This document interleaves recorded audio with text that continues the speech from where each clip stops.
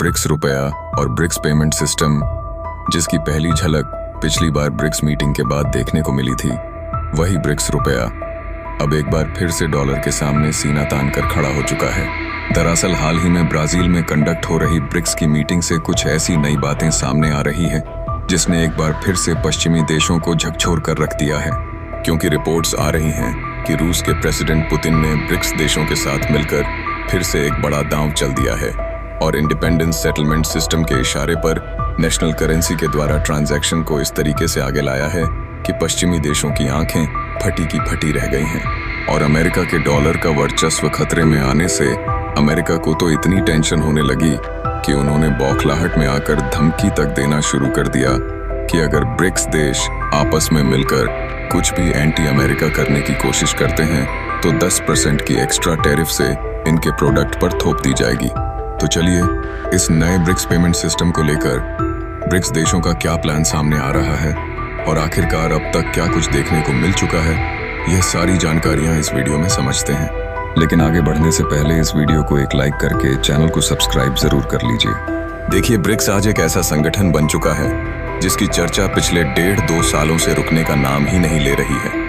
और खासकर यह संगठन इसलिए चर्चा में बना हुआ है क्योंकि यह सीधा सीधा डॉलर जैसे ग्लोबल करेंसी के लिए खतरा बन चुका है। लेकिन जिस तरीके से अमेरिका और यूरोपीय देशों के साथ साथ सभी पश्चिमी देशों की चिंताएं अब देखने को मिल रही हैं, इससे साफ है कि अगर यही संगठन पहले ही इस फॉर्म में आ गया होता तो वही कंट्रोल भारत, रूस और चीन के पास होता, न कि पश्चिमी देशों के पास।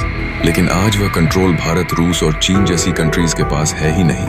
और ऐसा इसलिए क्योंकि आज के समय अमेरिका के स्विफ्ट पेमेंट सिस्टम और डॉलर का दबदबा चलता है। इसीलिए भारत, चीन और रूस जैसे देश भले ही दुनिया के कोने कोने में बसे देशों के साथ अपना व्यापार करते हैं, लेकिन जब भी पेमेंट लेने की बारी आती है तो उसमें हमें अमेरिका के स्विफ्ट पेमेंट सिस्टम और डॉलर के ऊपर मजबूरन डिपेंडेंट होना पड़ता है। इसलिए न सिर्फ पश्चिमी देशों का थोड़ा बहुत दबाव भारत जैसे बाकी देशों को झेलना पड़ता है, बल्कि इस तरीके की सर्विस लेने के लिए इसका जो चार्ज देना पड़ता है वह तो अलग की बात हो गई। लेकिन मैं अगर आपसे कहूं कि इस पेमेंट सिस्टम का कंट्रोल जो पश्चिमी देशों के हाथों में है, इसका कंट्रोल धीरे धीरे ही सही लेकिन एशिया की तरफ शिफ्ट हो रहा है, तो क्या आप हमारी बातों पर यकीन करेंगे?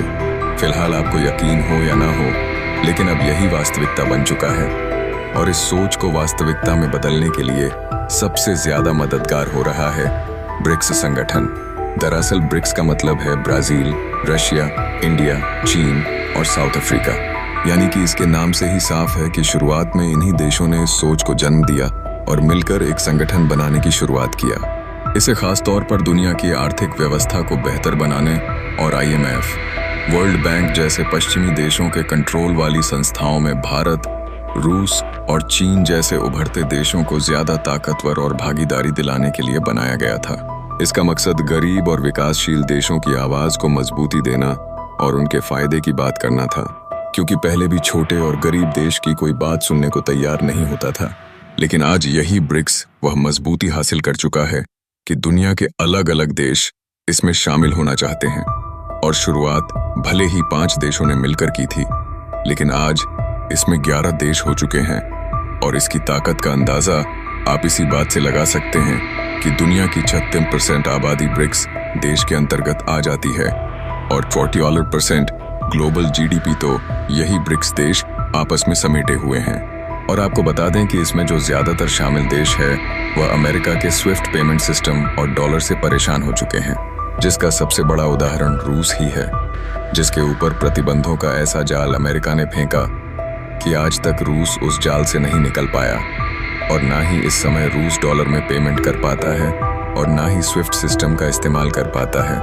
और क्योंकि अमेरिका इस तरह से जिस पर चाहता है उस पर रोक लगा देता है, इसलिए सभी ब्रिक्स देशों ने एक नए पेमेंट सिस्टम का प्लान बनाया है, जिससे ना तो अमेरिका के स्विफ्ट पेमेंट सिस्टम पर डिपेंडेंट रहना पड़ेगा और ना ही डॉलर की जरूरत पड़ेगी।